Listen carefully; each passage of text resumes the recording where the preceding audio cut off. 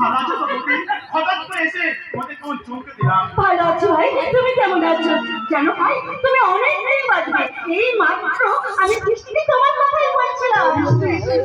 আমার বোন, এই এই বৃষ্টি, ওদিকে দাঁড়িয়ে রয়েছিস কেন? আরে আমার ঠাকুরের সাথে আলাপ কর। নমস্কার।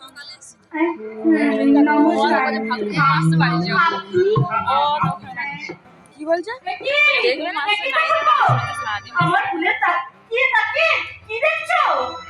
না মানে বৌদি, আমার বৌদি না ভীষণ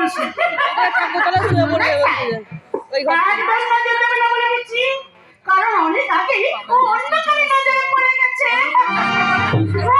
এই কিছুদিন আগে আমরা পুরী বেড়াতে গেছিলাম, আর সেখানে বিশেষ একটা মুহূর্তে একটা সাংবাদিকের সঙ্গে ওর পরিচয় হয়ে যায়, এবং সেই পরিচয়ের সাথে সাথে এমন একটা রোমাঞ্চকর ঘটনা ঘটে যে ওই সাংবাদিকের প্রেমে আমার মন পাগল হয়ে যায়।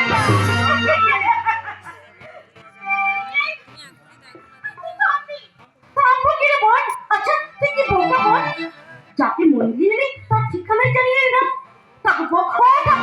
তোমার তো দেশ বিদেশে যাতায়াত আছে, আর ওর মুখ থেকে তার বর্ণনাটা নিয়ে সেই সাংবাদিককে খুঁজে এনে দাও না বল। নিশ্চয়ই দেবো বৌদি, নিশ্চয়ই দেবো। তুমি বললে কি আমি না করতে পারি? এই যে মিষ্টি দেবী, আপনার সেই মনের মানুষের চেহারার বর্ণনাটা আমায় দিন।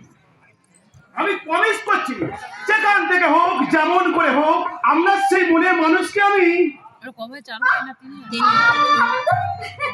দিদির কথা একদম বিশ্বাস করবেন না, সত্যি দিদি না বড্ড বদমাশ। সব পাস করে দিল। ওর কথা ছাড়ো তো ভাই, ওর কথা ছাড়ো। তাকে দেখা হলে বলো আমার বোন গ্রামে হলেও ও ভীষণ ভালো। ও যেমন সবার মঙ্গলের জন্য মা মঙ্গল চন্দ্রের ব্রত রেখে পূজা করে, তালের গুঁড়ো দিয়ে আলপনায় এঁকে মা লক্ষ্মীর আরাধনা করে, আবার কারোর কাছে অন্যায় দেখলেও কপালে কাপড় বেঁধে প্রতিবাদ করতে পারে।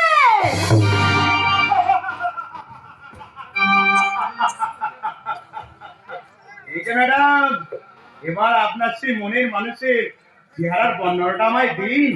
থাক মশাই, আর ঠাট্টা করতে হবে না। সব যখন জেনেই ফেলেছ তখন তখন বল না। তোমার মনে চা পাও আর আমার মনে চা পাও আলাদা। আমার মনের ভাবনা আর তোমার মনের ভাবনা কি আলাদা? আমার চা পাও আর তোমার চা পাও কি এক নয়? বলি তাই। কেন শিল্পদা, তুমি তুমি কি অন্য কাউকে ভালোবাসো? ঠিক আছে, আমায় ক্ষমা করো। তুমি যদি অন্য কাউকে ভালোবাসো তাহলে তোমাকে এখান থেকে ফিরে যাবো।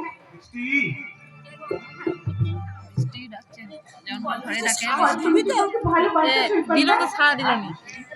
আমি শুধু তোমাকে ভালোবাসি।